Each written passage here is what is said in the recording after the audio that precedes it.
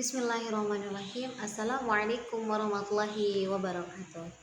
Halo pemirsa YouTuber semuanya, welcome to my channel Neti Nur Afifah. Semoga semuanya para sahabat selalu sehat walafiat, semangat dalam menuntut ilmu dan senantiasa selalu mendapatkan keberkahan dari siapa? Dari Allah Subhanahu wa taala. Amin amin ya Allah ya rabbal alamin. Terima kasih kepada teman-teman yang selalu senantiasa istiqomah menonton video saya pada mata pelajaran Ulumul Hadis.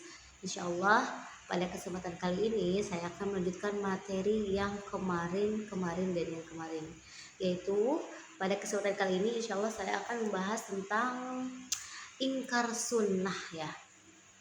Teman-teman, mungkin sebagian dari kita pernah mendengar ada orang yang mengatakan cukup Al-Quran saja, kita tidak perlu mengikuti hadis. Bahkan ada juga yang beranggapan bahwa sunnah Rasulullah SAW itu tidak lagi relevan untuk dijadikan pedoman hidup. Nauzubillahimin dalik, summa nauzubillahimin dalik. Benarkah anggapan tersebut? Nah, melalui video ini kita akan membahas pengertian ingkar sunnah, sejarah kemunculannya, macam-macamnya, faktor penyebabnya, serta bagaimana pandangan Islam terhadap kelompok yang mengingkari sunnah. Mari kita ke pembahasan tentang pengertian ingkar sunnah. Secara bahasa, ingkar berarti menolak atau tidak mengakui. Sedangkan sunnah adalah segala sesuatu yang berasal dari Rasulullah SAW, baik berupa perbuatan, perkataan maupun ketetapan maupun sifat beliau yang menjadi pedoman bagi umat Islam. Dengan demikian, ingkar sunnah adalah paham atau sikap yang menolak sunnah Nabi Muhammad SAW sebagai sumber ajaran Islam, baik secara keseluruhan maupun sebagian.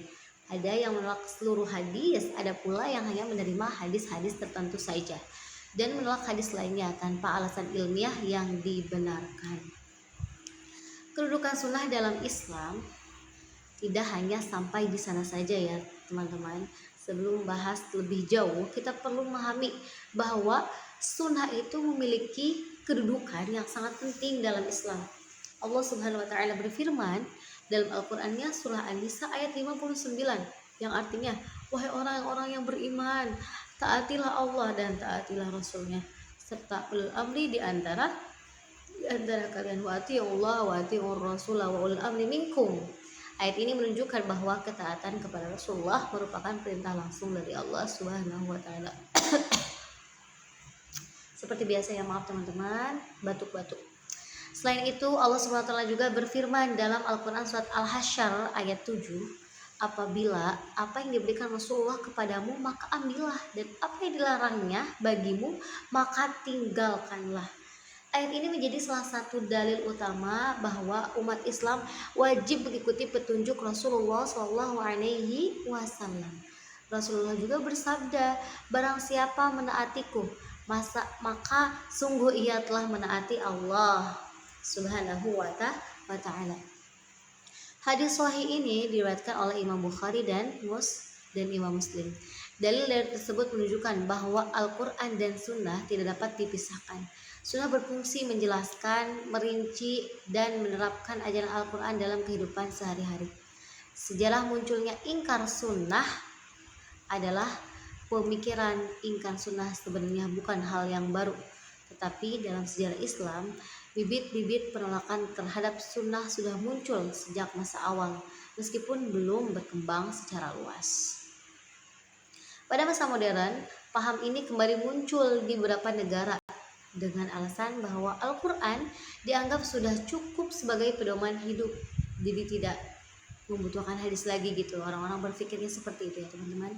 Sebagian tokohnya berpendapat bahwa hadis tidak perlu dijadikan sumber hukum karena menurut mereka hadis baru dibukukan beberapa waktu setelah Rasulullah SAW. Namun pendapat tersebut telah dijawab oleh para ulama. Mereka menjelaskan bahwa hadis memang mulai dibukukan secara sistematis itu pada masa berikutnya, tetapi proses periwayatan, hafalan, pencatatan, dan penelitian itu terhadap hadis sudah dimulai pada zamannya Rasulullah SAW dan para sahabat. Macam-macam ingkar sunnah. Para ulama membagi ingkar sunnah menjadi beberapa bagian. Yang pertama, ada kelompok yang menolak seluruh sunnah Nabi Muhammad SAW. Mereka hanya mengakui Al-Quran sebagai sumber ajaran Islam dan pedoman hidup. Namun kedua, kelompok orang yang menerima hadis mutawatir tetapi menolak hadis ahad sebagai hujjah. Ketiga, kelompok yang menerima hadis hanya apabila sesuai dengan akal atau pemahaman mereka sendiri. Jika menurut mereka tidak sesuai, hadis tersebut ditolak. Tapi jika sesuai maka diterima. Pandangan seperti ini tentu tidak sejalan dengan metode para ulama hadis yang telah menetapkan kaidah ilmiah dalam menilai keabsahan hadis. Faktor penyebab ingkar sunnah itu ya diantaranya. Yang pertama, adanya munculnya paham ingkar sunnah. Di antaranya adalah kurangnya pemahaman terhadap ilmu hadis. Makanya tadi juga udah dibahas ya, hadis tentang sahih mutawatir itu harus jelas. Kemudian adanya keraguan terhadap proses periwayatan hadis. Ada juga pengaruh pemikiran rasionalisme yang berlebihan sehingga segala sesuatu harus sesuai dengan logika manusia. Selain itu, perkembangan informasi di media sosial juga membuat sebagian orang mudah menerima pendapat tanpa mempelajari penjelasan para ulama. Batasan atau bantahan terhadap ingkar sunnah.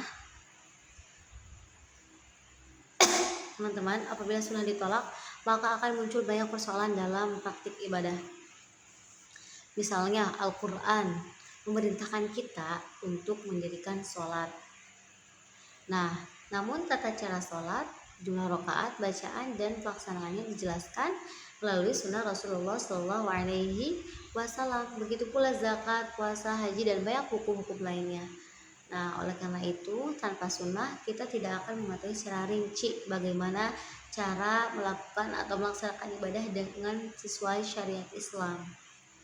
Karena itulah para ulama sepakat bahwa sunnah merupakan sumber hukum Islam setelah Al-Quran. Hikmah berpegang teguh pada sunnah. Dengan mengikuti sunnah Rasulullah, kita akan lebih mudah memahami isi Al-Quran dan bisa langsung mempraktekannya. Nah, mungkin itu ya tadi penjelasan dari ingkar sunnah. Jadi kita harus hati-hati, jangan sampai kita tersesat karena informasi-informasi dari dunia maya yang masih tanda kutip informasinya yang masih dipertanyakan referensinya dari mana. Allah berfirman dalam Al-Quran surat Al-Imran ayat 31, katakanlah, jika kalian mencintai Allah maka ikutilah aku, niscaya Allah akan mencintai kalian dan mengampuni dosa-dosa kalian. Ayat ini menunjukkan bahwa mengikuti Rasulullah merupakan jalan menuju cintanya Allah Subhanahu wa taala. Oleh karena itu kita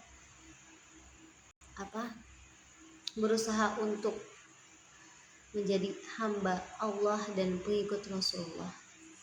Untuk kesimpulan, ingkar sunnah adalah paham yang menolak sunnah Rasulullah sebagaimana sumber ajaran Islam, baik seluruhnya maupun sebagian tanpa dasar yang benar. Padahal Al-Quran sendiri memerintahkan umat Islam untuk menaati Rasulullah SAW.